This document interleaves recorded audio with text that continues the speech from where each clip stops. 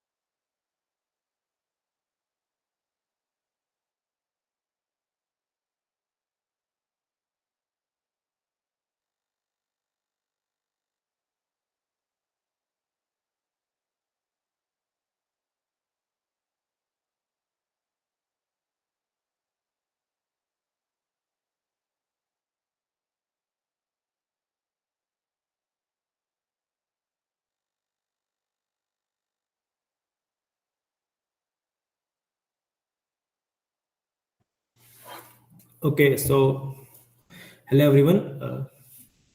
I'm Pankaj Kapri and I'm NPTEL PMRF TA for this course, Basic Calculus. And here we'll be discussing some problems based on the video lectures of the first week. So, have you seen those video lectures of the first week?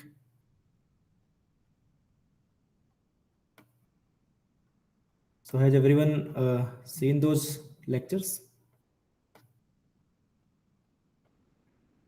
Yes, sir.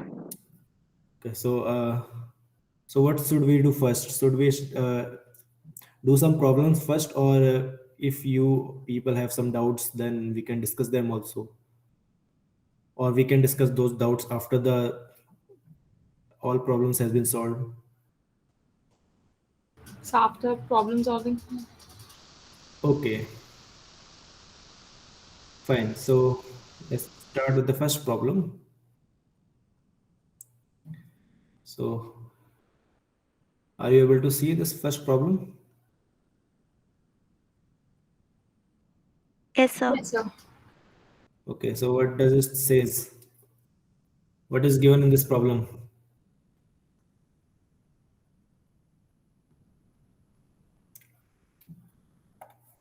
So what is this? Do you understand what we mean by these symbols? And then we write some information inside these two brackets. What does it tell? It is a set of real numbers. Okay, so the set of real numbers says that, so it says that all the real numbers will satisfy some condition. And what is that condition? This condition is given after the column, okay, this colon. So on the left hand side of colon, we just say that what are these members? They are real numbers, and what condition they satisfy to be inside this set. Okay, so they satisfy this equation. It says that some modulus is greater than some number. Okay, and then you have to precisely tell what this set exactly looks like. Okay, out of these four options, so basically these are intervals or union of intervals. So these two are intervals, and then you have union of two intervals in last two options, and you have to find out of these four options which one is correct. Okay, so the set describes which interval out of these four or union of intervals. So how do you approach this problem?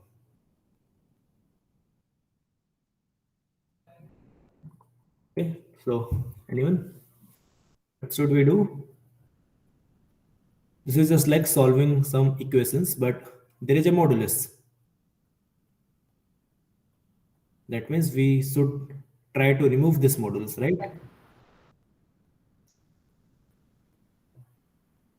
Okay, but then if you want to remove the modulus, then we should know what is this modulus function and how can we remove this. Okay, so how this function is defined. Okay, this is a function. This mod, this is just a function. That means that it defines from real numbers to real number. For every real number, it will give you another real number, but that real number will always be non-negative, right? It's like if you have -5 and then you take the modulus, then it will give you 5. It will always ignore the negative sign. Okay, if you have just +5, then it will give only 5. That is our modulus function. Okay, that means how we define this modulus function, we say that this modulus. Okay, so depending on the sign of x, there are two possible choices. One is x is already positive. Okay, so when x is positive, what should we define for the modulus function?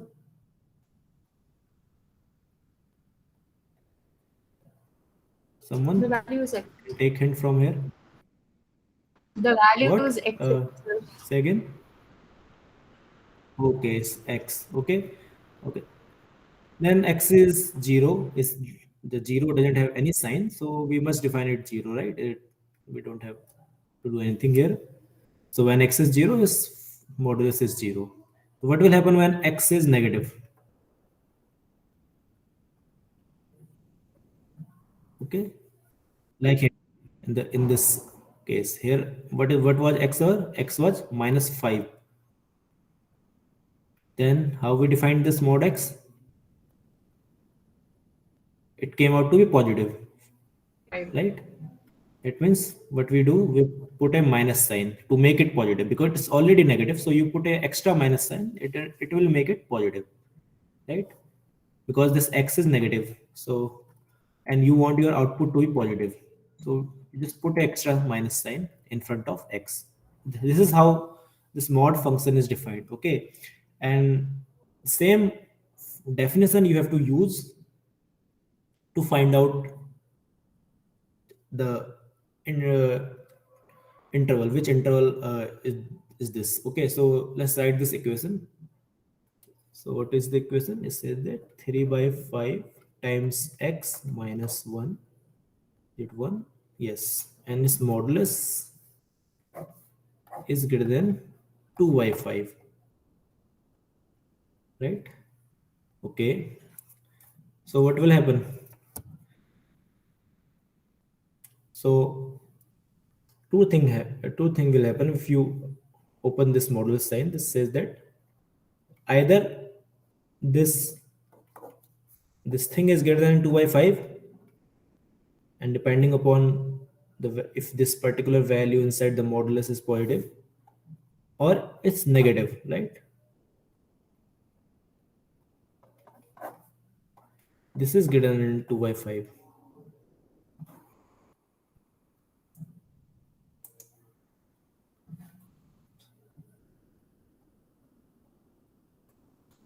Okay, so depending on so you have to solve these two equations basically. And because there is an or sign, or these are two statement and they are joined by this or symbol. So this or will give you a union of two sets. Okay, so what do we get if we solve the first equation? We'll have 3 by 5 times x is greater than 2 by 5 plus 1, right? We add plus 1 both sides. Okay, so either this happens, or here we have minus 3 by 5x, and when you open this bracket you will get plus 1, then you subtract 1 from both sides. So on the right hand side you will have 2 by 5 minus 1. Okay, so what should be the answer? Can anyone guess now for these four options?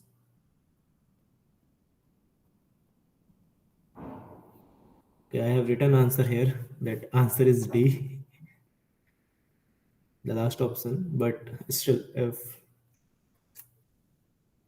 okay, so let's solve these equations. So 3 by 5 times x is 10. So when you add 1 to 2 by 5, what you will get? You will have 7 by 5. So either this equation satisfies, or minus 3 by 5 times x is greater than, subtract 1 from 2 by 5. What do we get? We get minus 3 by 5. Okay, now what will we do? We'll multiply by 5 both sides, so that will give 3x is greater than 7. Again here multiply by 5 both sides, and then you can divide by 3 both sides. You will have minus x is greater than minus 1, and here also you can divide both sides by 3, so you'll have x is greater than 3. Okay, and okay, so minus x is greater than minus 1. That means that, so this is equivalent to x is less than 1, right? When you take minus x on the right hand side and minus 1 on the left hand side, then you will get this equation that x is less than 1. Okay,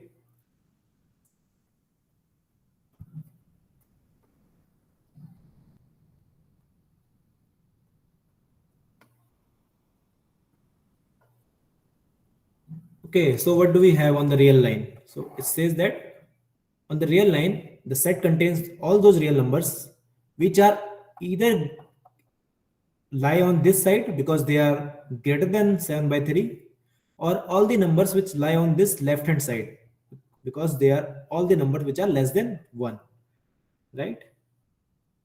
So either this equation satisfied for x or this equation satisfied for x. If first one satisfied, then you get all those real numbers which lie on the right hand side of 7 by 3, and for the second case you'll have all the real numbers which lie on the left hand side of 1. Okay, so that means uh, our answer should be all the numbers from minus infinity to 1 union 7 by 3 to infinity. right? Last option. Okay, so any questions?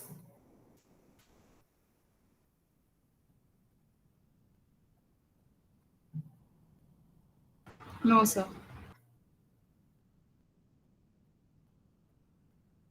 So everyone solution.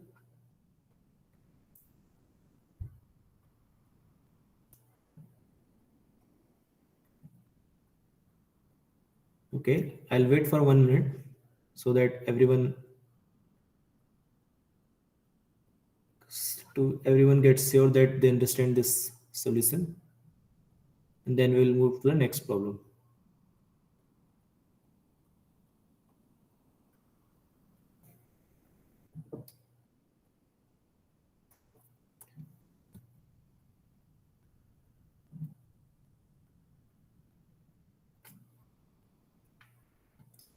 So if someone wants me to repeat this solution, then I can do that.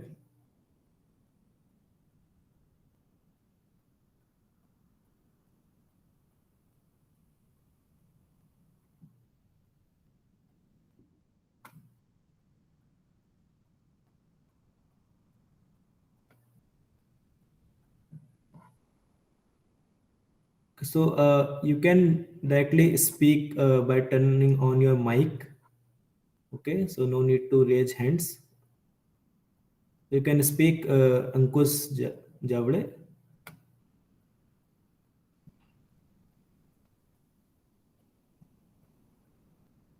Okay, so you want me to repeat the answer?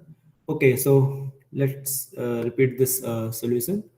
Okay, so here you have to, you want, the question asks you to describe this particular set. Okay, so this set is given, so it says that all the set contains all those real numbers which satisfy this particular equation. Okay, so this equation given with a modulus function, it says that the modulus of 3 by 5 times x minus 1 is always greater than 2 by 5. Okay, and then you want to find out uh, which part of the real line this set belongs, okay, or set equals to that interval. So for that you have to first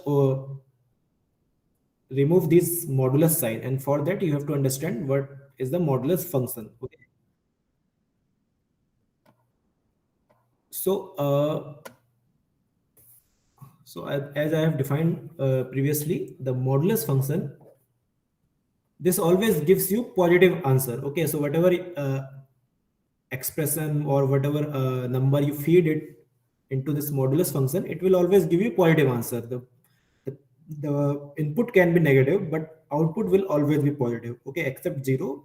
So when x is 0, it will give you just 0.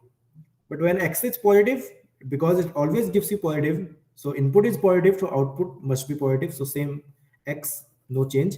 But if x is negative, because x is a negative number and you want your output to be positive, you just put a minus sign in front of x so that this minus x becomes positive.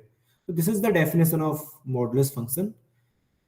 Okay, and is given that the real numbers of that particular set satisfy this equation, that 3 by 5 minus x, 3 by 5 times x minus 1, and that modulus is always greater than 2 by 5. Okay, so what you will do is apply the definition of modulus function. So either this either x satisfy this equation, or x must satisfy the minus sign this equation, right? Because this is the definition of modulus function, and then you solve these two equations individually to get your answer, right? Add one both side and multiply by 5. You will have on one side it's 7 by 3, and on the other side you will have x to be less than 1 after doing all the calculation. Okay, so here I have done these calculations step by step like this. Okay, so those elements of the set, those real number, they satisfy either this first equation, that the number is always greater than 7 by 3, or the satisfy the second equation, that is the number is always less than 1. Okay, so on the real line, your set is exactly union of these two parts of the real line. Okay, the right hand side part after 7 by 3 and the left hand side part before this number 1. Okay, so that we write as union of these two intervals. Okay, minus infinity comma 1 and union 7 by 3 comma plus infinity. So on this direction we usually write plus infinity, on this left hand direction we write minus infinity. Okay, but remember that these infinity and minus infinity, they are not numbers. Okay, you cannot treat them as number, they just tell you that there is no end. Okay, so everything which is greater than 7 by 3 will go inside the set or in this interval. Okay.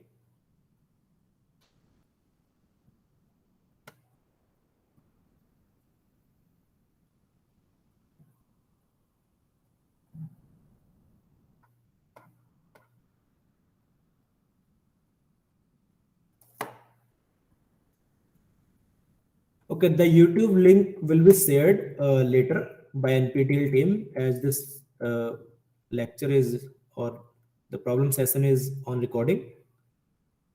Okay, so the YouTube link will be provided later.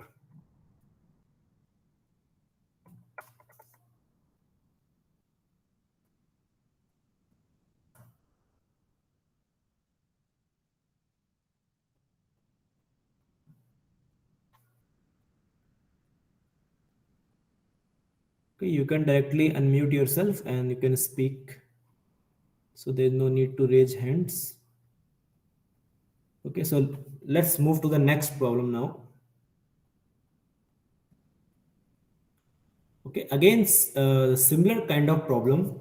Here again, you have to describe this particular set, where this set contains all these real numbers which satisfy this quadratic equation or an inequality. It says that something, a polynomial x square minus x minus 2, it's always greater than equal to 0.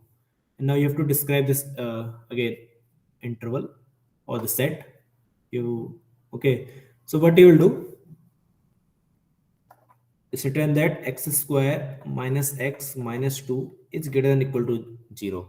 Okay, so how do you find out information about these numbers or members of this set x? Okay, so mostly so you want to basically find out two equations about these elements x. Okay, so either x is less than some real number or x is greater than some real number. Okay, so in that case, so what will happen, either the set will be of this particular interval, or it will be the union of other two parts mostly. Okay, so for doing that you have to somehow remove this square, or somehow you have to manipulate this quadratic equation. Okay, so what we can do, we can just factor this quadratic equation as a product of two monomials or a degree 1 equation. Okay, so let's first try to do that. So this is x square minus x minus 2. Okay, so what can we do? Okay, so what we'll write, x square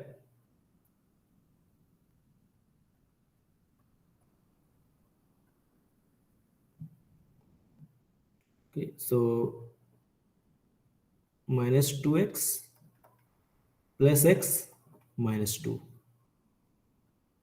Okay, you can see that what I have done, I have written this middle quantity minus x as sum of these two things, right? If you add these two, and then you'll get minus x. This is minus 2x plus x. Okay, so these two are equal. Then what will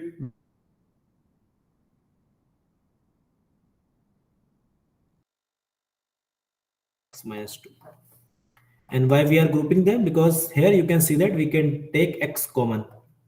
Then you will left with x minus 2 plus x minus 2. Okay, so this is called factorization. We are factoring this polynomial as a product of two degree 1 polynomial, because this is a degree 2 polynomial. So degree 2 means there is a power, or there is a square term there, okay, x square term there. Now what we will do, because this particular part x minus 2 is common, so we will just take it outside x minus 2, and then what we will left with 1x and plus, so there's a plus sign and then there is a term, but this we have taken common, so we're left with 1. Okay, so this is the factorization of your polynomial. And now you want to find out when x square minus x minus 2 is greater than equal to 0. Okay, so this will be greater than equal to 0 if and only if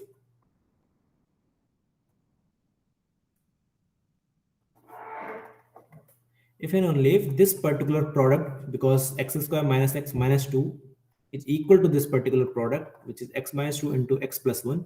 So when this will be greater than equal to 0. Okay, so now understand two things. When can you get a positive real number if you multiply two real numbers with different signs? Okay, so there are four possibilities. You are multiplying two numbers, let's say.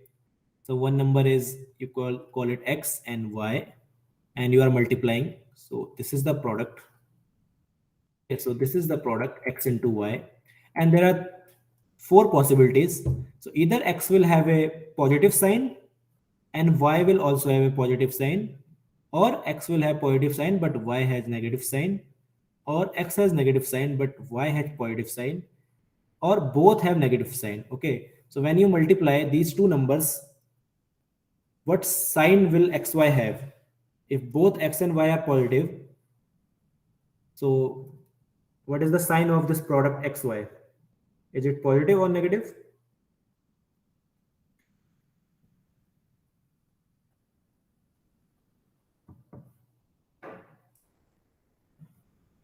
Okay, so if you write on the chat box, then I may not able to see it because I am working on a different screen and I may miss your message on the chat box. So you can directly unmute yourself and you can say, okay, so when both x and y are positive, then the product is also positive. But if one of them is negative and one is positive, then the product will always be negative. Okay, and when both are negative, the product is positive. Okay, the same situation you have here. Here you have two products, product of two numbers. So one number you can say x minus 2, and another is x plus 1, and it's given that this product is greater than equal to 0. Okay, so the 0 case is also there, but that will not create that much problem. Mostly we will focus on the sign. Okay, so this says that the product has positive sign. So if product has positive sign, then only two cases can occur. Either this first one where both terms have positive sign, or both terms have negative sign. Okay, so that is if and only if we can write it like either x minus 2 is greater than equal to 0 and x plus 1 is also greater than equal to 0. Okay, so this is one statement. That's why we are writing a and, because this should satisfy at the same time. When x minus 2 is positive, we want that x plus 1 should also positive, so that the product is positive. Okay, so this that's why we are writing and sign. That means when you write it as an interval, then you have as a set of, or as a two interval, then you have to apply an intersection of those two interval or set. So and will always, uh, in set theory, when you write and, then that means that you are taking intersection of two sets. And then outside we are writing either or. Okay, so either this happens, first condition, that both are positive, or what happens, that both are negative. So because we want both are negative, that x minus 2 is less than equal to 0, we again write an and sign, x plus 1 is less than equal to 0. Okay, so let's work out these two things individually. So when x minus 2 is greater than equal to 0, that means x must be greater than equal to 2. And if x plus 1 is greater than equal to 0, that means x must be greater than equal to minus 1, right? That means on the real line, so first condition will say that all those real numbers which are bigger than 2, including 2. So this we want to include, the number 2 we want to include in our set. And this second equation will say that all the real numbers which are bigger than minus 1. Okay, so the second says that we have to include these numbers also.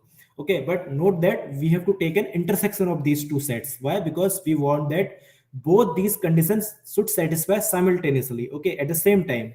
So at the same time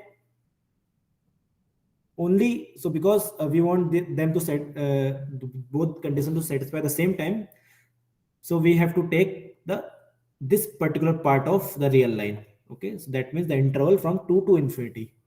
Okay, that is x minus 2 is greater than equal to 0 and x plus 1 is greater than equal to 0, gives you that this x belongs to the interval 2 comma infinity. Okay, so that is our first interval.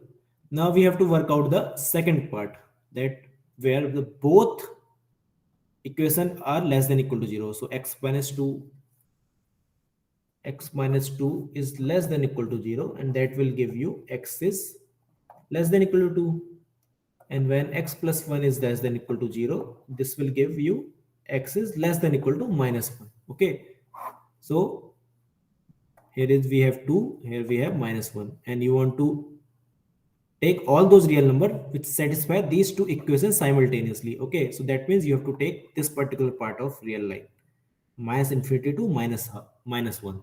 Okay, because the numbers in this particular region here, let's say 0, it satisfy the first equation but it doesn't satisfy the second equation. Okay, so that's why we have to leave out this particular part. Okay, so x minus 2 less than equal to 0 and x plus 1 less than equal to 0, they simultaneously satisfy if and only if your real number x that belongs to the interval minus infinity to minus 1. Okay, now note that this equation satisfy if and only if either this happens or this happens. Okay, now we know when this particular thing happens and when this particular thing happens. So either okay, so because these two statements are related by or, okay, so either one of them should happen for that real number x to belong to the set. That means that x square minus x minus 2 is greater than equal to 0 if and only if x belongs to the union of these two intervals. So 2 comma infinity union minus infinity comma minus 1. Okay, so that must be our answer. Okay, so answer C, or the option C, is exactly that.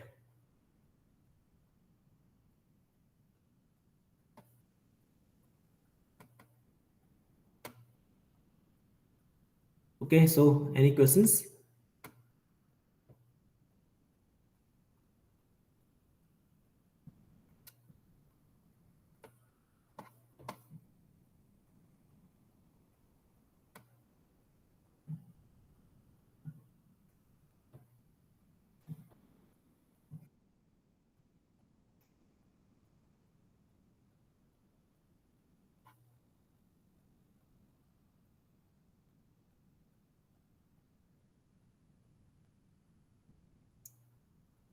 Okay, so are there any questions? So if there are no questions, then we can move to the next problem.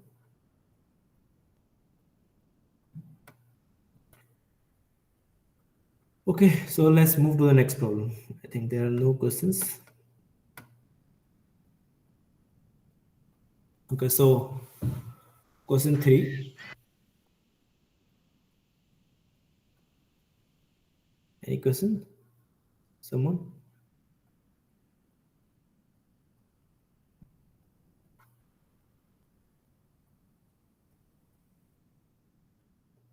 Okay, so let's work with the third problem. So what does third problem ask? It says that you have to find equation of a line that passes through this particular point, and that line is perpendicular to this given line. Okay, so what it says that there's a line given, let's say some particular line. Okay, so this line is given, let's call it L, and now you have to find an equation of a line which is perpendicular to this particular line and that passes through a particular given point. Okay, so what is that given point? This is minus root 2 comma 2. Okay, this particular point, and it passes through that point. Okay, that is, you have to find equation of that particular line which is perpendicular, like this. Okay, let's call it, okay, L1 and L2. So the given information is you have been given the equation of line L1 and this particular point, and then you have to find the equation of this particular line L2 which is perpendicular to L1. So how do you find this line?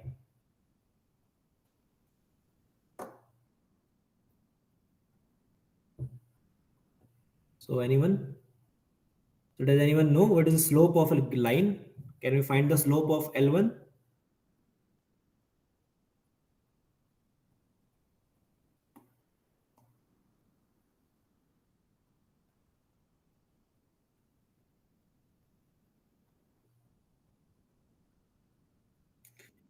Okay, so for a line there is something called a slope form. Okay, so in that slope form, uh, okay, so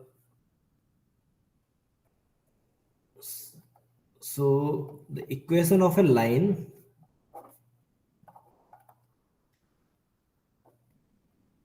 when slope and a point on the line is given.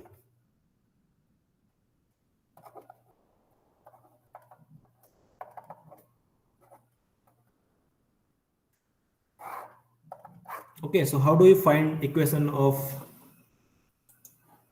a line when a slope is given and a point is given from where it passes?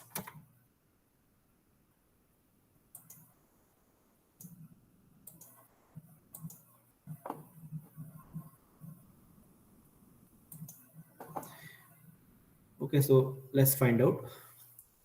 So let's say a point is given and call that point some x naught comma y naught, and then you also know the slope of line. Okay, so let's say slope of line is m. Okay, so what is the slope? First we have to know what the slope is. Okay, so slope of a line is the tan of theta, or the tan of this particular angle which the line makes with the positive x-axis. So this is positive part of the x-axis, and in the positive direction you have to find the slope of or the tan of this angle. Okay, so what is this angle you want to find out? So this the slope is exactly the tangent of theta, where the theta is the angle between the line and the x-axis. Okay. Okay, so let's say you take any point on the line. So there is a point on the line x comma y, and now you can see that if you draw these lines, then you'll get a small triangle. Okay, and this particular angle is also theta, right? Because these are parallel lines. And then you have a right angle triangle, and for this right angle triangle, okay, let me draw it a little bit bigger.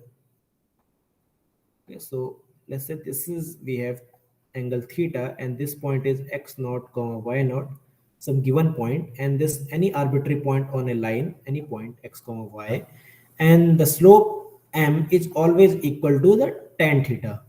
That means, so what is the tan theta? Tan theta is this particular length, which we call the perpendicular length, and divided by the base length, this length. Okay, so what is the perpendicular length? You can see that this whole length is y naught, right? And this, what is this length? This length is y. And again, this particular length is x naught, and this length is x. So this length is x, this length is x naught. Okay, so can we find these particular length? Okay, so to find out this particular length, what we will do, you just subtract the smaller length from this bigger one. Okay, so you will get this y minus y naught divided by x minus x naught. So this is our slope of line, or the tangent of the angle. Okay,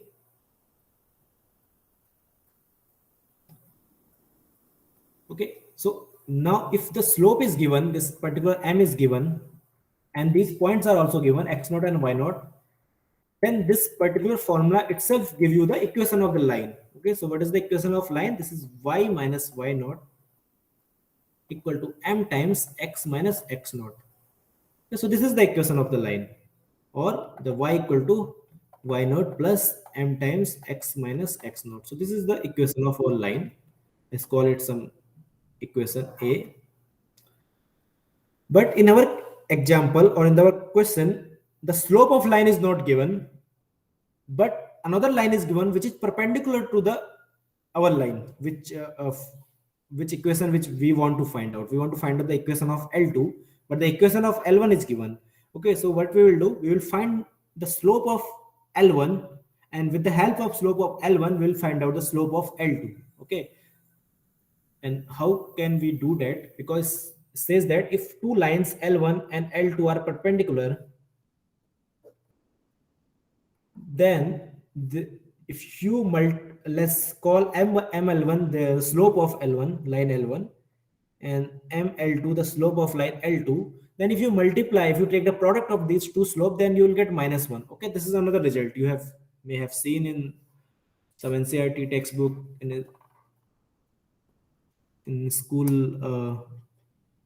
in high school. So these are some results which we can prove here also, but because that will take a little bit extra time, so we don't want to do that. So we'll just stick with this fact. Okay. So what is the given equation of line? Given, okay, so it is 5x minus root 2y equal to root 3. So 5x minus root 2y is equal to root 3. So this is the equation of line, our line L2 or L1. So what is the slope? Okay, so this is what is this? This is equation of line L1. Okay, so what is the slope of L1? Okay, so for finding the slope of L1, you have to just compare this particular equation with this particular equation A. Okay, and then you will get your slope. Okay, so if you write the equation, the first equation as, so how can you write? Y is equal to 5x minus root 3 divided by root 2, right? Let's call this B. So B is equivalent to this. Okay, so what is the slope? Slope is always the coefficient of x, right? You can see that the m, this is the coefficient of x. That is our slope of the line. And here the coefficient of x is 5 over root 2. The slope of this particular line L1 is 5 over root 2. Okay, so what is the slope of L2, which is perpendicular to L1? Because we know that their product of their slope must be -1. Okay,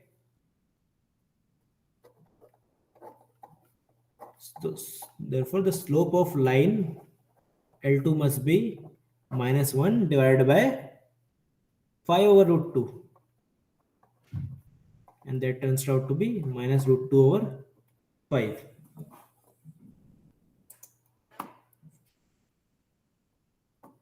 Okay, so now we know the slope of line L2, and we also know that this line passes through a particular point root 2 comma 2. So now we can find out the equation of line L1. or no, equation of line L2. So what is that? It must be y minus y naught. What is y naught? Okay, so let's write. So what is x naught minus x naught comma y naught? The given point from where the line passes, it is minus root 2 comma 2. Okay, so it is minus root 2 comma 2. And what is the slope? We also have the slope, which is m, and it is minus root 2 over 5. Okay, so the equation of line is y minus y naught. What is y naught here? This is 2, and x minus root 2, which becomes plus, so it's x plus root 2, and that is equal to the slope, and slope is minus root 2 divided by 5. Okay, so if you solve this, then you will have your answer. Okay, so let's solve this equation. So we will have 5y minus 10 is equal to minus root 2x minus 2, and that holds if and only if root 2x plus 5y is equal to 8. Okay, so that is the equation of our line.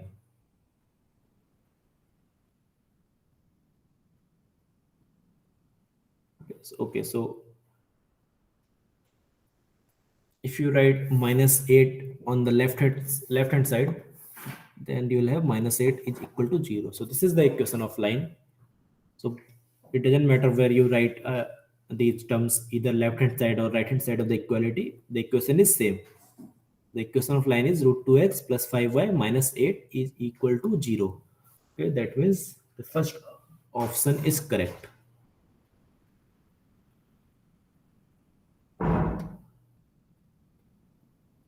Okay, so is this problem, the solution of this problem is clear to you? Yes, sir. Or you have,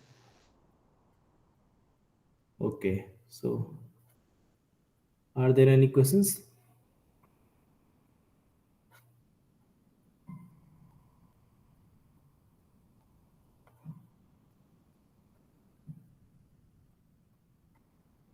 Sir, my question problem is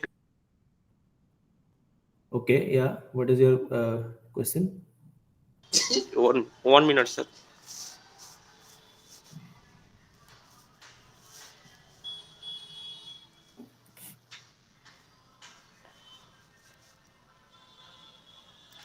Sir, limit fx. Sir. So you are Hello. asking some other problems not related to this assignment, right? Yes, previous year assignment, sir. Question.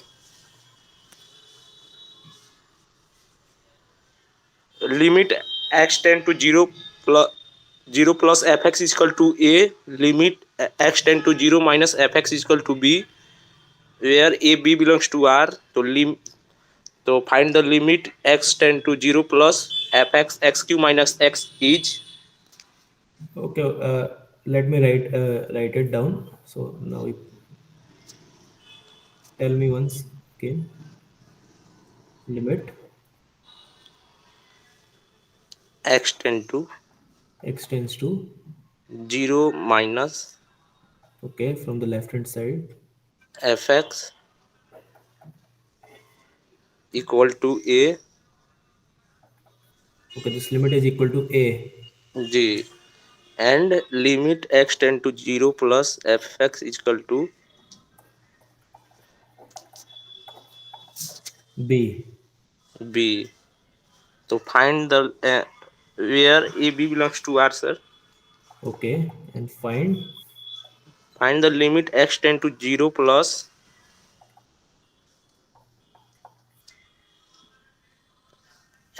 f x q minus x f x cube. g minus x is.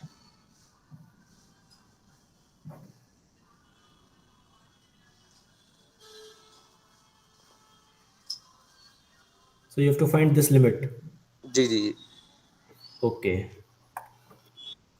So what we will do, we will maybe discuss this problem after we have finished the problems of this particular assignment. Okay, because this particular week's assignment is not based on the limits. Previous year question. Yeah, but we will discuss this after I have finished discussing all other problems. Okay, Okay, sir. so just wait for some time. I have noted down it. Okay, sir. Thank you.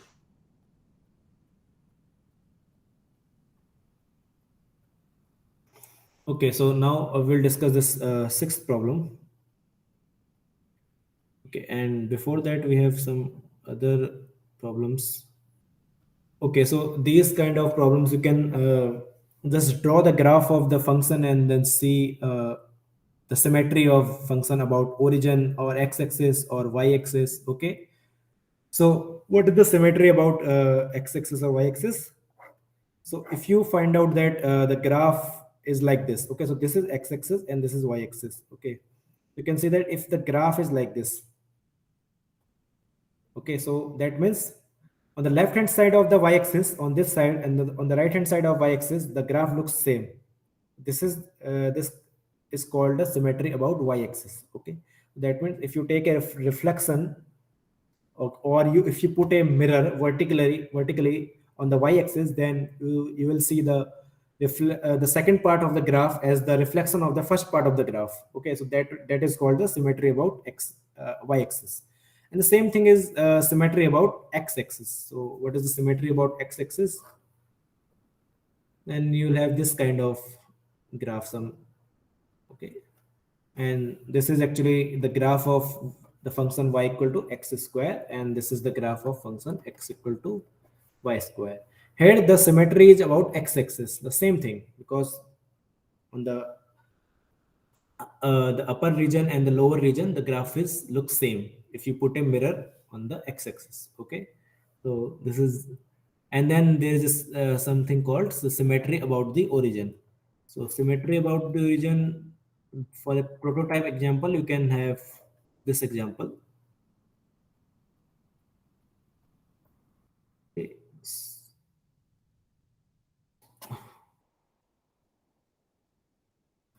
So this is graph of y equal to x cube. Okay, so you can see that here if you rotate your these x-axis and y-axis, or actually if you, so this is our origin, right? 0 comma 0 origin. So if you rotate your whole plane, this Cartesian plane, the xy plane, about the origin by 180 degrees, then the graph will remain same. It will not change. You will get back your graph. Okay, the only thing is that the positive x-axis will go to the negative x-axis, and similarly the positive y-axis will go to the negative y-axis. You have to just take rotation of 180 degree, then you will get the same graph. So that is called the symmetry about the origin. Okay, so here so these are some easy problems. You have to just draw the graph of this function. Okay, so here the function here in this particular problem is 1 over mod x. Okay, so what is the graph of mod x? So the mod x, this graph looks like this, because it always gives you the positive value. The output is positive. Okay, so you can clearly see that this graph is symmetric about y-axis. Okay, so because the graph of y equal to mod x is symmetric about y-axis, the similar thing will hold for 1 over mod x. Okay, so here the third answer is correct. The graph is symmetric about the y-axis. Okay, and you can also draw this graph. What is the graph of 1 over x? So graph of 1 over x is looks like this. Okay, so that means it is symmetric to about origin. But when you put a modulus sign, then you'll get different thing. Okay, so the graph of fx equal to 1 over mod x. Okay, so because you want to take a modulus sign, so the modulus sign means this negative part, so this third quadrant, it will just go to the second quadrant to become positive. Okay, so Sir, hello.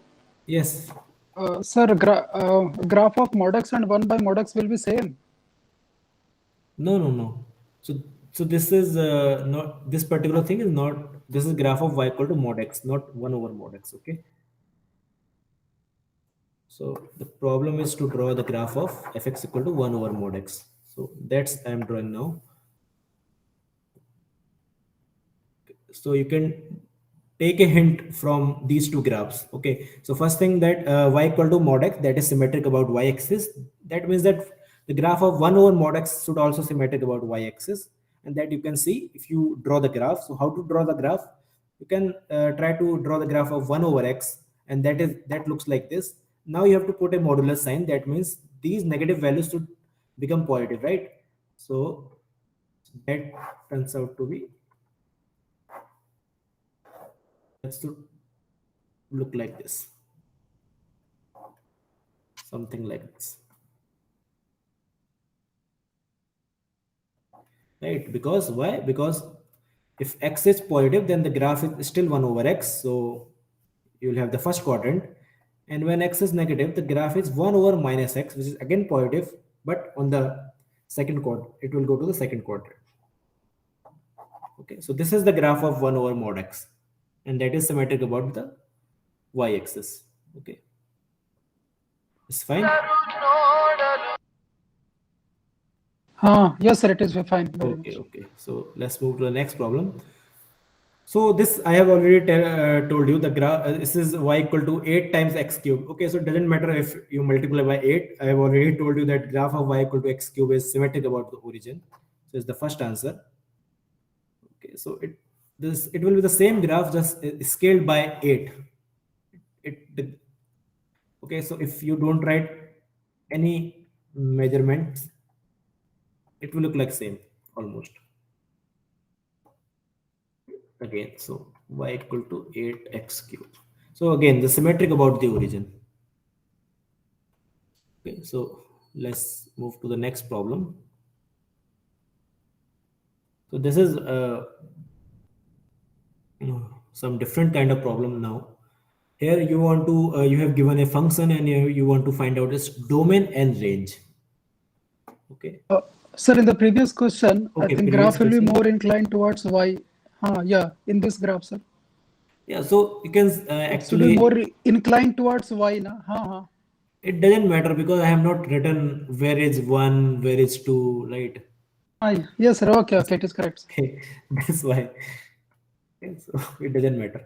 It will look like same. That's why it will be scaled by this factor 8, but because I have not written the measurement, so it will look same. Okay, so and I'm not drawing this graph. It's exact to scaling. Okay, so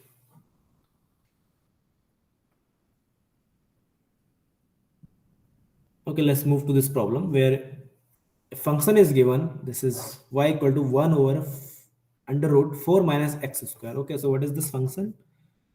So you can write f of x 1 divided by 4 minus x square under root. Okay, and you want to you have to tell its range and domain. Okay, so first you have to understand what is the domain and range of a function. So the domain of a function is all those admissible values, or admissible input you can give to a function, right? That is we call the domain. So all the possible input that you can give to a function, for all those possible input for which function is well defined. Okay, so those particular values becomes the domain of the function, their union or their collection, their set. Okay, so you can see that if you want to find out the square root of -1, it doesn't exist, right? Mostly because we are considering this function as real valued function, some subset of R. So these are some functions from some subset of R to R. These are real valued function, and there is no real number whose square is -1, right? If this is your sum x, then that says that x square is -1, and such number doesn't exist because the square is always positive. Okay, that means you cannot give negative, you cannot allow those values of x for which the 4 minus x square becomes negative. Okay, So that is the one thing to observe. Another thing is that 1 over 0. Okay, we don't define 1 over 0 here also. So you have to also make sure that the denominator doesn't vanish. Okay, so that means that the function fx, which is given like this, 1 over 4 minus x squared under root. Now you will see why we were doing those first one or two problems to find out which part of the, you were given a set and you wanted to find out which part of real line it belongs to or it equal to. Okay, now you will see why we were doing those things, because now you will need help. Okay, so the function, this function is well defined, or the defined whenever this 4 minus x square is strictly greater than 0. Okay, because we cannot let it to become 0 or negative, because if it become 0 then 1 over 0 it's not defined. If 4 minus x square become negative, then the square root of negative is not defined. That's why you want that 4 minus x square is positive. Okay, and that will happen if and only if x square is strictly less than 4. Okay, so if and only if x square minus 4 is strictly less than 0, if and only if x minus 2 into x plus 2, because this is the factorization of x square minus 4, this is strictly less than 0. Okay, now you can see that we were doing these thing in first one or two problems, and now these kind of small problems will let you to describe the domain of the function. Okay, so when, which part of real line will give you that, will satisfy this particular equation, right? Sir, open interval minus 2 to 2, no? Yes. And why is that so? Because this is like product of two factor or product of two numbers becoming negative. That means if one is positive, then another must be negative. Okay, so you will see that the domain of function. Okay, so first let's write x minus 2 into x plus 2 is less than 0 if and only if x belongs to the open interval minus 2 to close open interval 2. Okay, so for only these values that this product will be negative. If you take something bigger than 2, that is 3, then the product will become positive. Why? Because you can see that 3 minus 2 is 1 and 3 plus 2 is 5. It is becoming positive. Okay, and if you take something negative like minus 3, then you will see that minus 3 plus 2 is minus 1 and minus 3 minus 2 is minus 5, again becoming positive. Okay, so what is the domain? All those admissible inputs will constitute the domain of the function. So domain of function is this interval minus 2 comma 2. Okay, so that is one part. Now we have to also find the range of this function. Okay, so what is the range of a function? Okay, so initially the function, we usually define this function from some subset of R. So here this subset is the domain, which is minus 2 comma 2 to the R. Okay,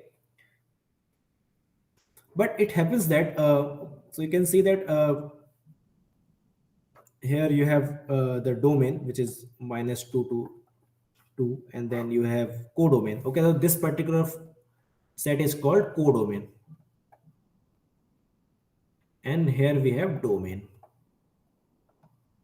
Okay, so this you have codomain R, this you have your domain of the function, let's call it df, and then from here to here you have your function.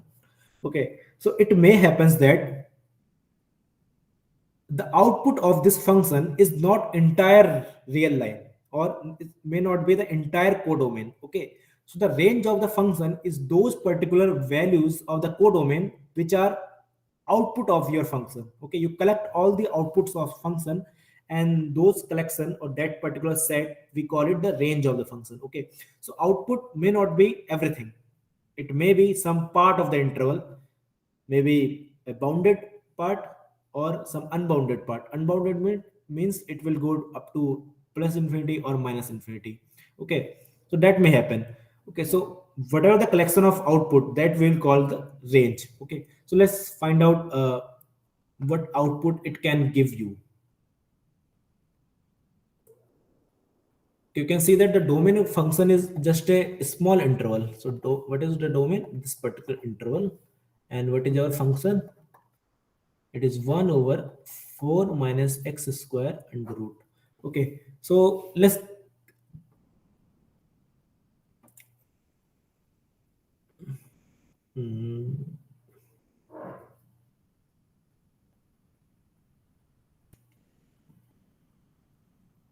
okay. Okay, so because this square root cannot give you negative values, right? The square root of positive values, because square root cannot have negative values. Okay, so minus 1, the square root of minus 1 is not defined. So the square root of only plus 1 is defined. But the square root of plus 1 must be plus 1, right? It cannot be minus 1. We don't define it like that. Okay. The square root function, because this is also a function. Okay, the square root function, okay, let's call it some g, not f. It is also a function. Okay, so if you want to find the square root of 1, that is square root of 1, it will be either 1 or minus 1, but we cannot define it two things. If we are defining it to be positive square root, then it will be plus 1 or it is minus 1. Okay, so that means what I'm saying, that either the graph is like this, so this is y is square root x, or you take it to be the second half. That means either this or this.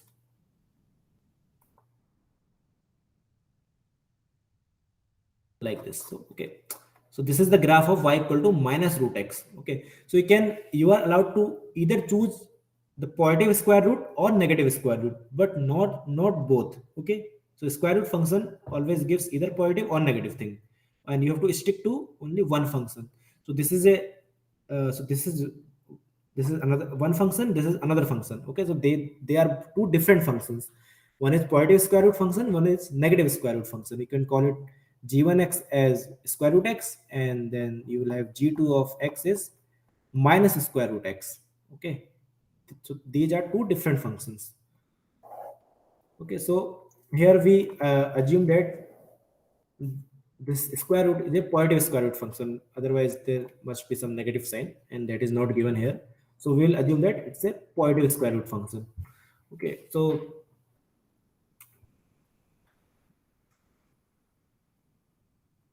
what is its value at x equal to 0?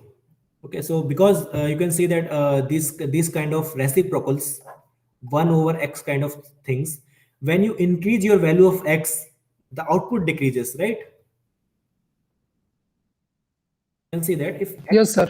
if your input is increases, then your output decreases. Okay, that means the highest value of this function, the highest output you will have when the input is lowest. Okay, so the input is lowest here, it can be minus 1, but you can see that it's always doing a square. So when it doing a square of your input, that means it makes it positive. Okay, so at the end you are giving some positive input basically, or it is making a negative input to a positive because it's squaring that, right? That means the minimum value of the function you will get it is, so f is minimum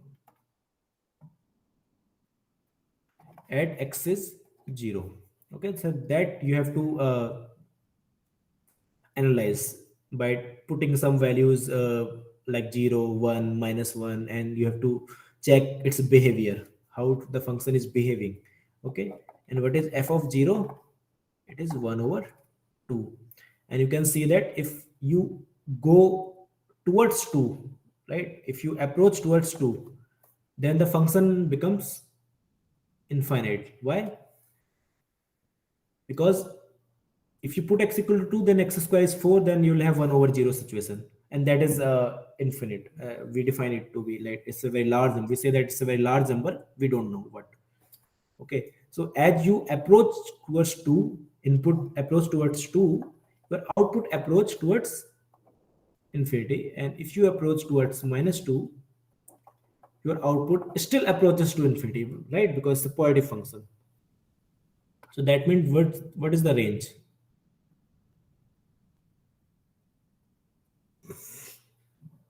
Sir, the minus infinity, now when x approaches 2.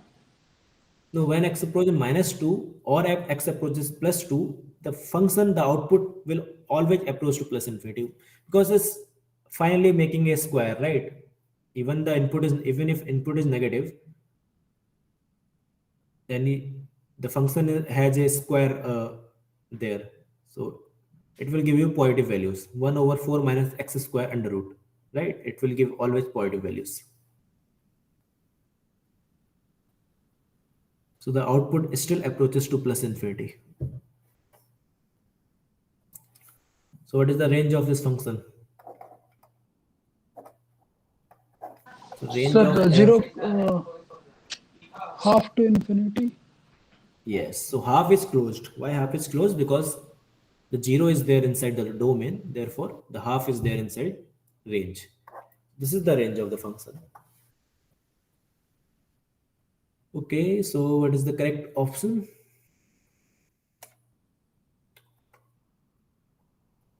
First option must be correct, right? The domain is minus 2 comma 2 and the range is half comma infinity including half.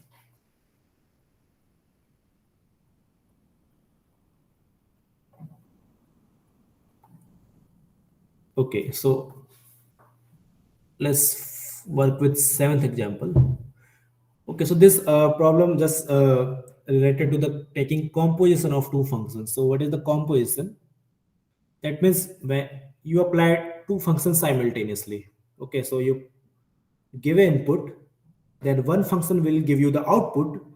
Then for the second function, the output of the first function is the input, right? So there is a function f and you give it to input x, it will give you output fx.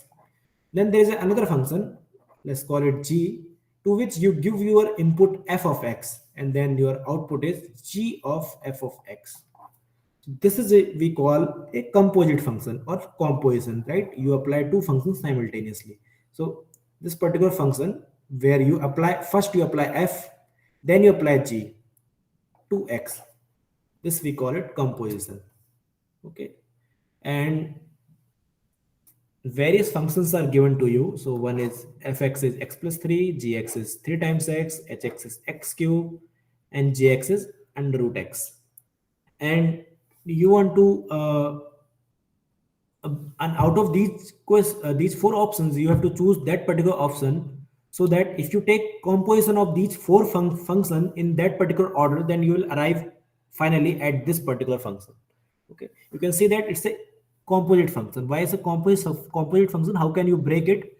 You can see that if you give a input of x, then what it does first it multiply by 3.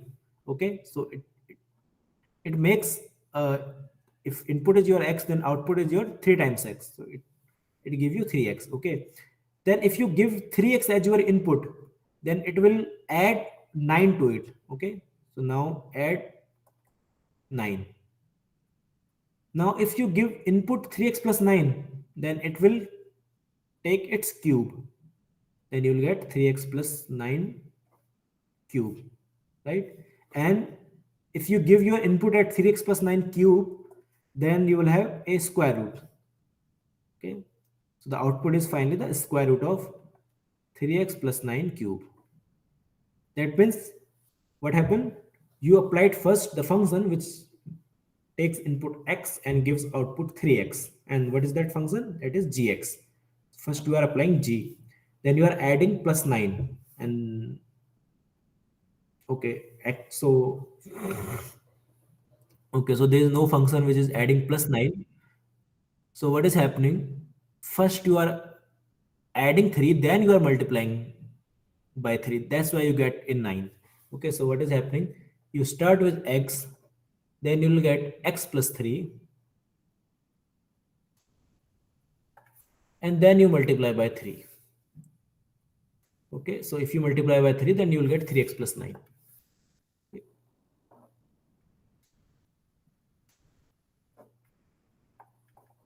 Okay, so that means first we are adding 3, and if you want to add 3, then you have to apply f first, then you are multiplying by 3, that means you are applying g, then you are taking a cube, that means you are applying h, then you are taking a square root, that means you are applying j. Okay, so what is the composition? First apply f to x, then apply g to fx, then apply h, and then apply j. Okay, so this is you are doing when you are having this particular very complex function, complex or very, actually we call it a composite function because it's a composition of these particular simpler functions. Okay, so this is equal to j compose h compose g compose f. So the second option is correct here.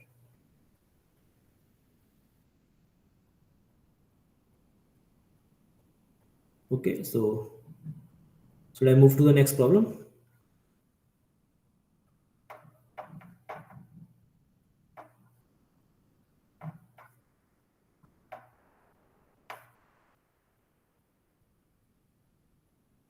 Okay, so I'll just wait for 1 minute.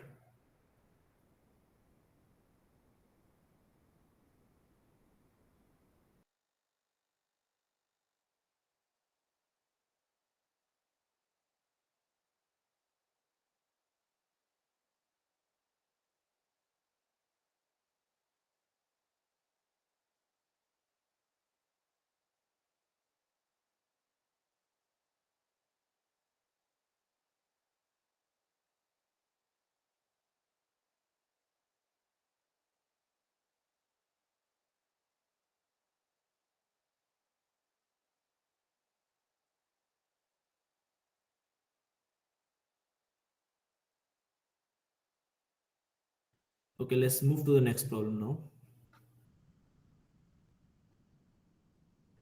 So again, we will have same kind of problems.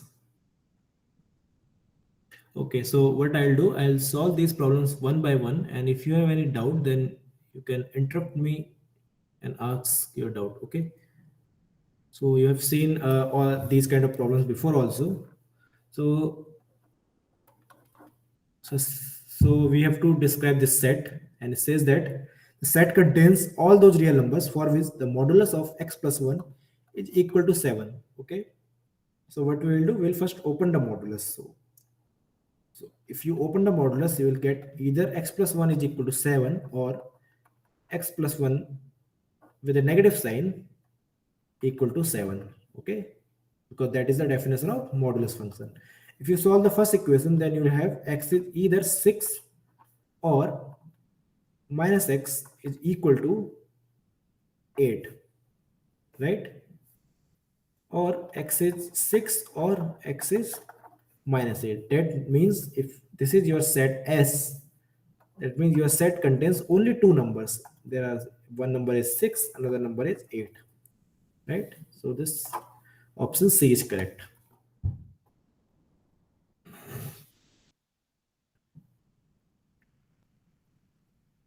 Okay, so again same kind of problem, but now you have a inequality instead of a equality, because so where when you have the equality, then you get only finitely many points, and precisely you got 2 points. Now you'll have a lot of points in your set, and actually you'll have union of intervals. Let's see how we are getting this. So you have 1 over x by 2, and its modulus is greater than 3 by 2. That is, if you now leave 1 minus x by 2 is greater than 3 by 2, or the negative of 1 minus x by 2, which is x by 2 minus 1 is greater than 3 by 2. Okay, so when that will happen, so minus x by 2 is greater than, subtract 1 from both sides, and you will have half, or x by 2 is greater than, add 1 both sides, you will have 5 by 2. So if you now leave x is strictly less than minus 1, or x is strictly greater than 5. Okay, so in the real line, you have that particular part of the set where x is strictly bigger than 5, or you have this part of the set where x is strictly less than -1. Okay, so what is your set? The set is precisely equal to minus infinity comma -1, the union 5 comma infinity, the union of these two sets. So answer B is correct. Okay, so again, same kind of problem. The equation of line that passes through this point and perpendicular to another line. Okay, so what is the slope of this line? 3x minus 5y equal to 1. Slope of this line is, anyone?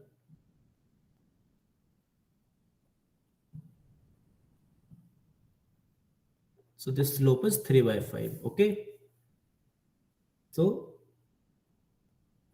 the slope of the line which we want to the equation which we want to find, the slope of that particular line is minus 5 by 3, right? Because the product should be -1 because both line are perpendicular. Okay,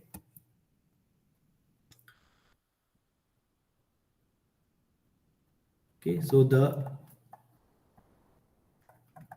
equation of line passing through point -2 comma -3 with slope, so what is the slope? It is minus 5 by 3. So y plus 3 divided by x plus 2 is equal to minus 5 by 3, and that will imply that 3y plus 5x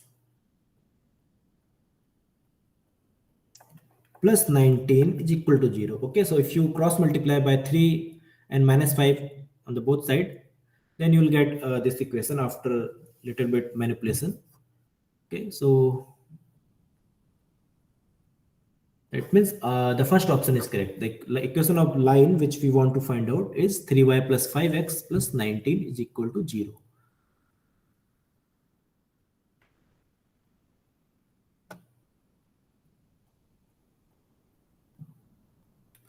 Okay, so these are again same kind of problems. So we will just skip these problems.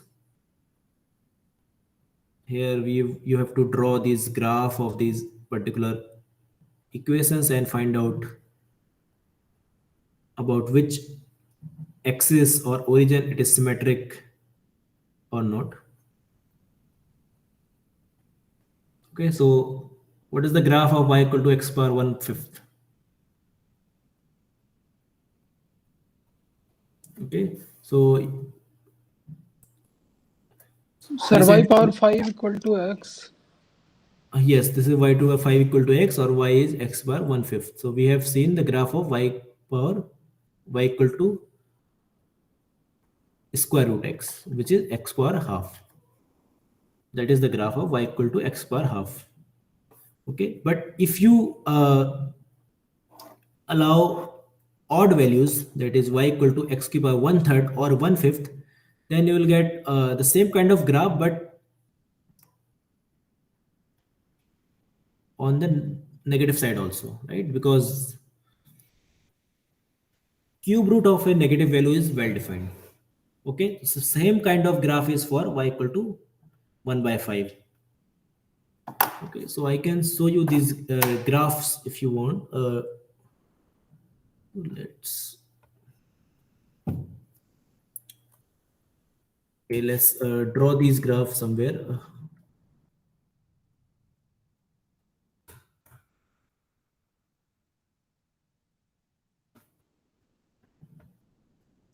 So what I'll do, I'll stop presenting for some time and I'll present a tab, okay, where I'll be drawing the graph. So you can draw the graph like this. Okay, so you can see same graph which I have drawn. It is symmetric, you can see about the origin.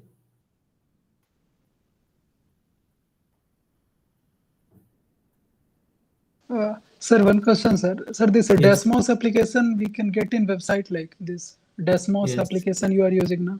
Yes. Okay. Okay. And for all these odd values, the graph will look same. Okay. See, the 3 is also look same. For 7, again same. 9, again same. But if you put some even values, then you'll get only one side. Okay. 4, 6. Okay. So the graph is symmetric about origin. And or which graph we have here?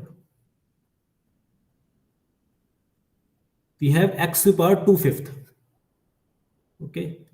So can anyone tell the graph of x to the power 2/5? Is it symmetric to origin, x-axis or y-axis? Okay, so that is our next problem.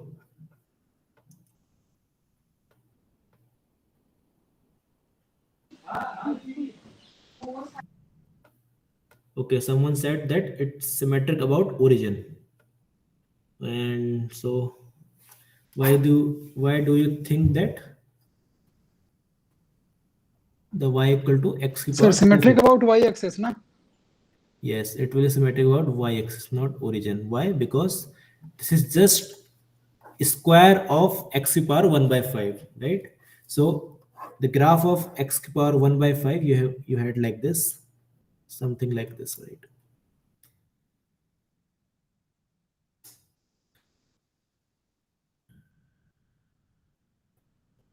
Okay, so it may not be very accurate, but you can understand how it look like.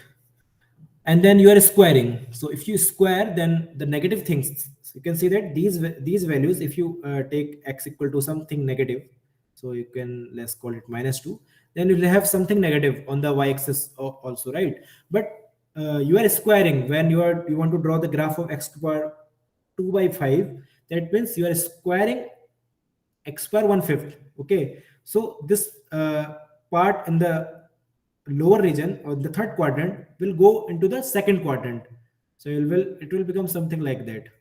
Okay, so and then it will become symmetric about the y-axis.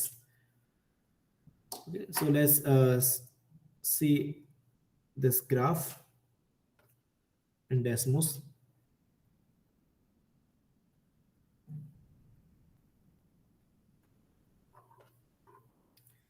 Okay, so let's write x to the power 2/5. You can see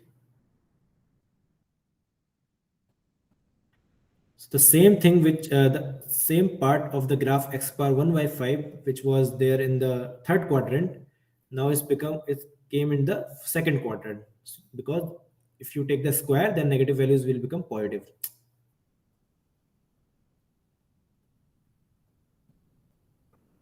Okay.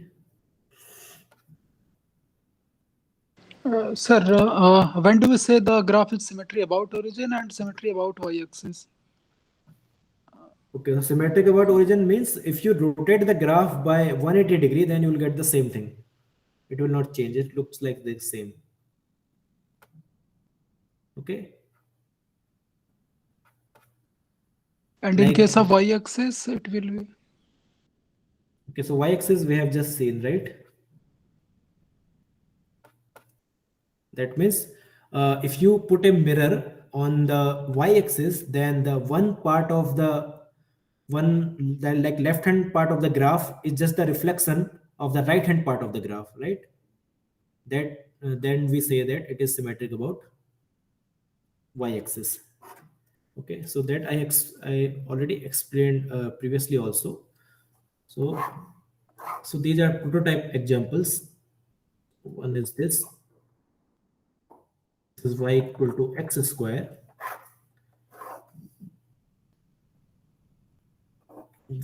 We have y square is equal to x, and then we have y equal to x cube. Okay, so this is symmetric about y-axis. Why? Because assume that you have a mirror on y-axis, then you can see that the left hand part is just the reflection of right hand part and vice versa. Similarly, this is symmetric about x-axis, because if you put a mirror on the x-axis, the same thing holds for the, the part in the first quadrant and the part in the fourth quadrant, that they are reflection of each other along this mirror. And this is symmetric about origin. Why? Because if you rotate the graph by 180 degrees about the origin, okay, apply this rotation. Okay, just apply rotation about 180 degrees, and it will be symmetric about it. You will get the same graph. It will not change. That's why we call it symmetric about origin. Okay. Now we have one more example. This, the graph of y equal to x square minus 2x minus 1. So what can we say about this? Is it symmetric about the origin, x-axis, y-axis, or nothing? Like it is not symmetric about, or like none of the above basically.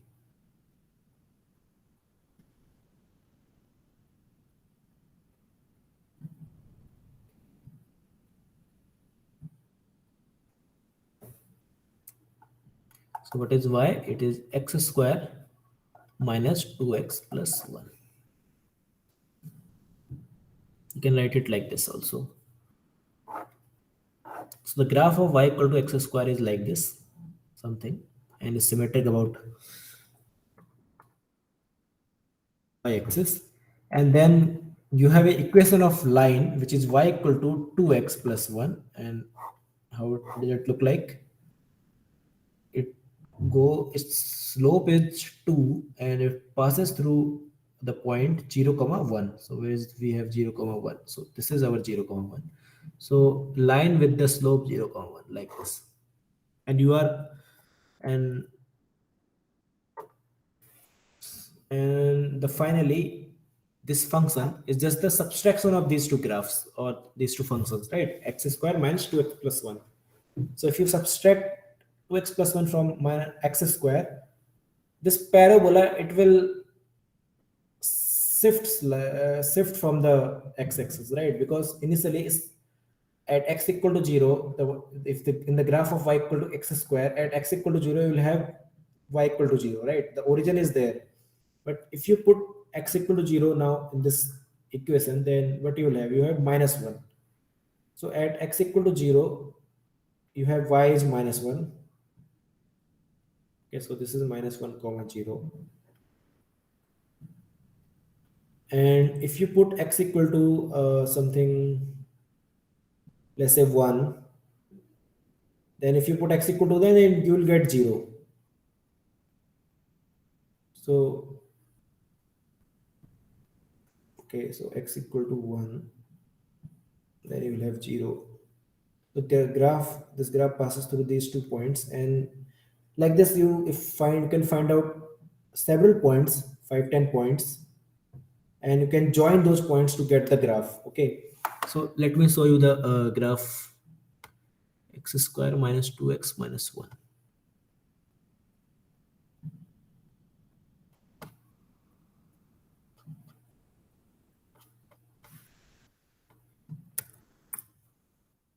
Okay, so x square minus 2x minus 1. Okay.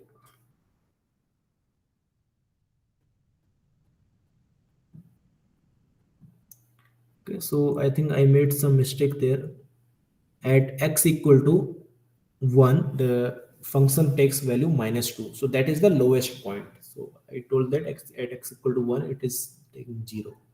Okay, so that is correct. That was not correct. Okay, so here you can see that it is still a parabola, but it just gets shifted along positive x-axis and little bit on the negative y-axis.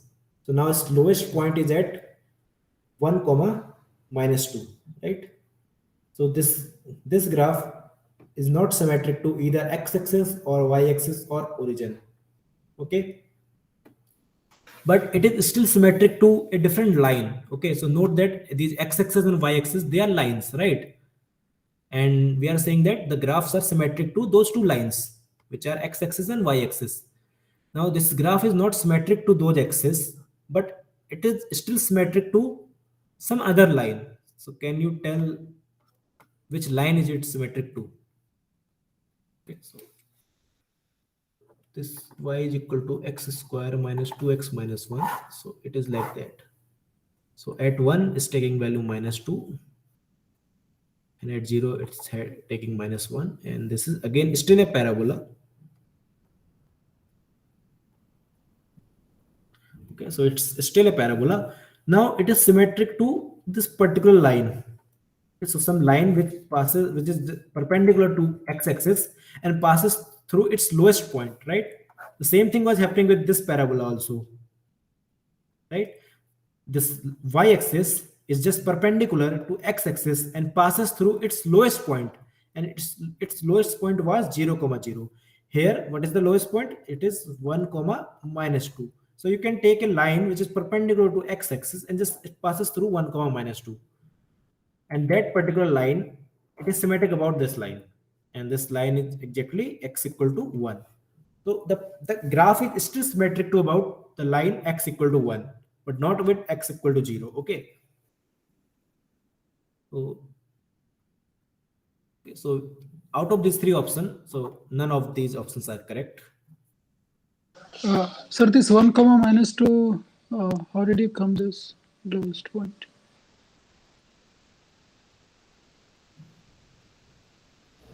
Okay, so you just put x equal to 1. Hello, sir. Sir, this 1 comma minus 2, how did you arrive at?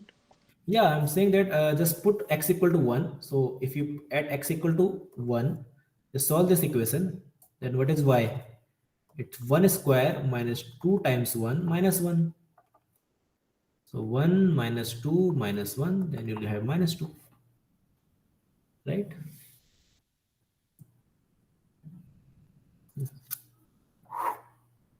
So if your function is x square minus 2x minus 1, then at f is equal to 1, this takes value minus 2. This okay?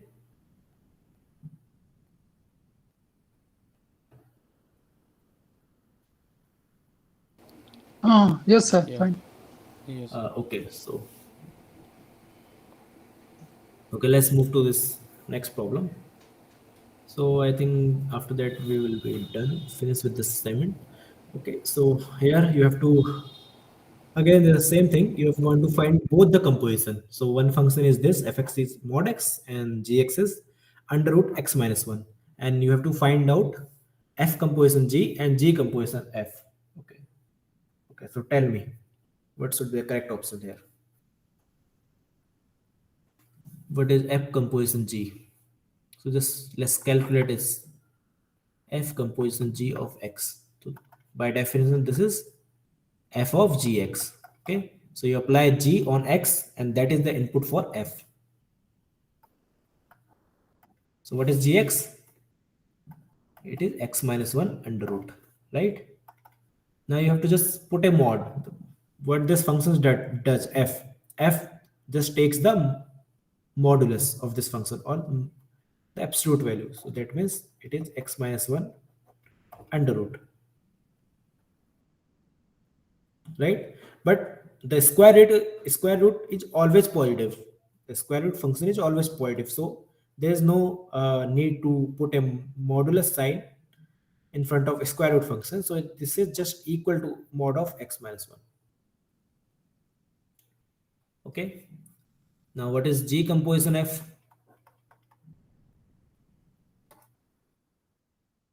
Let's do this on the next page.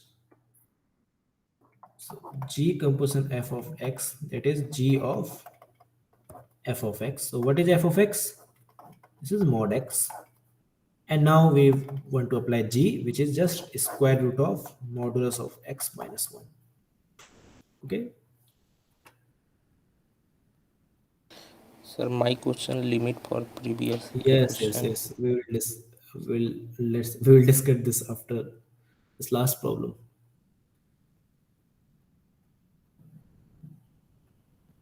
So which option is correct? I think the second option is correct. Okay.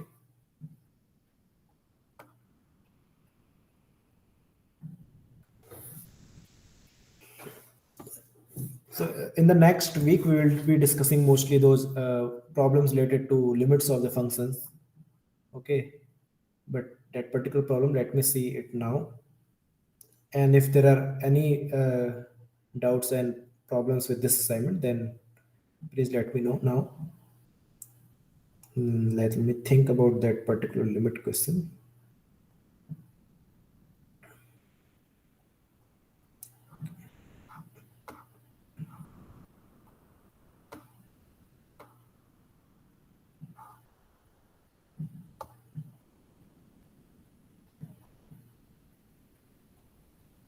Okay, where is it?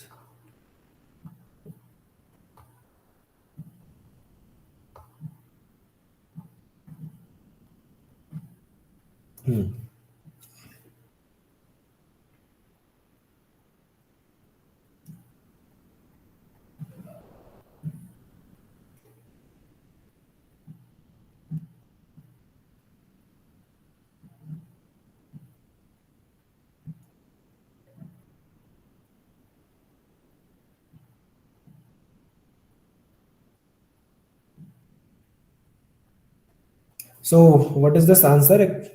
Is it B?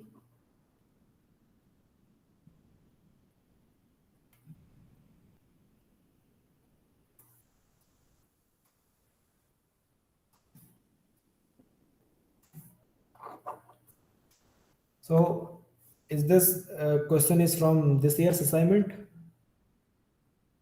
Because I No, don't sir. know. I have to Previous year check. discussion. Yeah, but I have to check it first, right?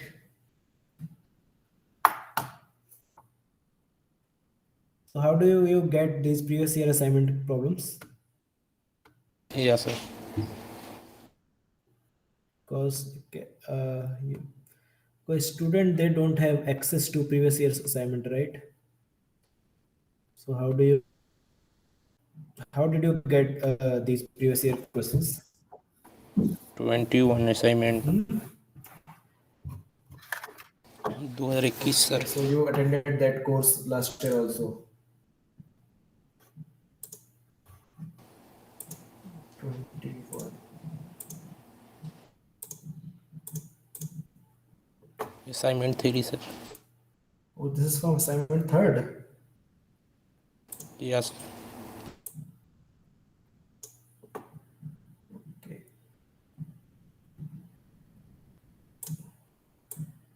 I think we should discuss this question in the next week when we will be discussing mostly the problems related to the limit of the function. Because I have to check if this is not from this week's assignment.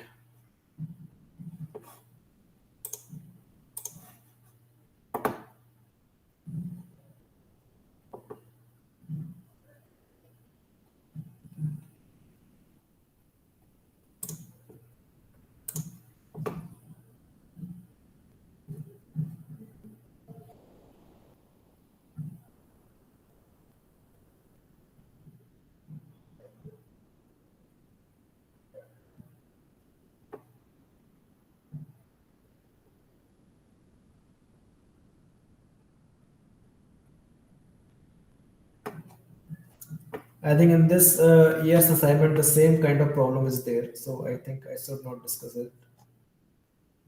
Okay. So we'll discuss this problem in another week. Okay. So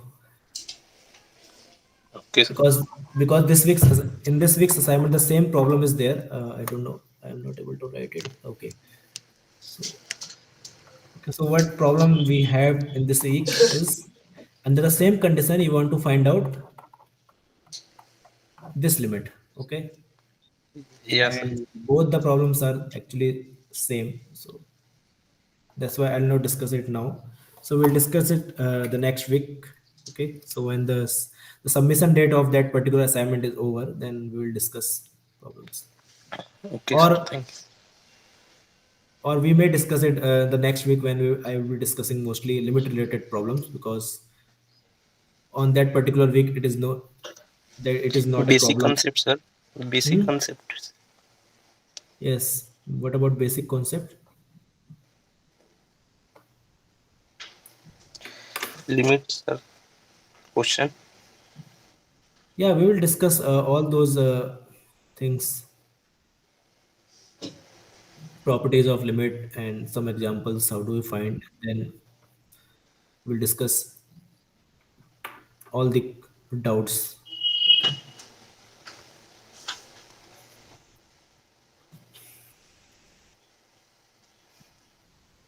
So I'll just wait for 5-10 minutes so that you can ask doubts from this week's course material, lecture videos,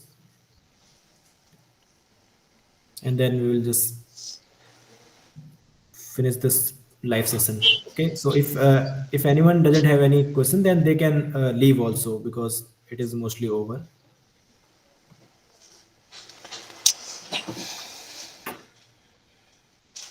Thank you, sir.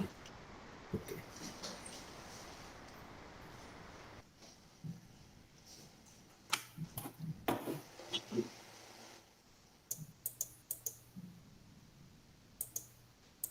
Thank you, sir. Okay.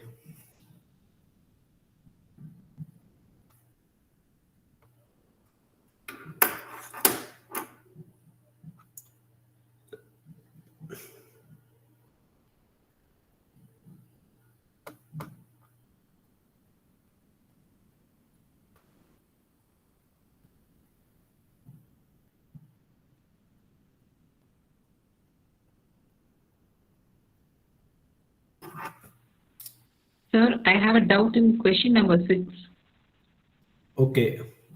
How do you write that -2, comma 2 in a open bracket? It should be in a closed bracket, right?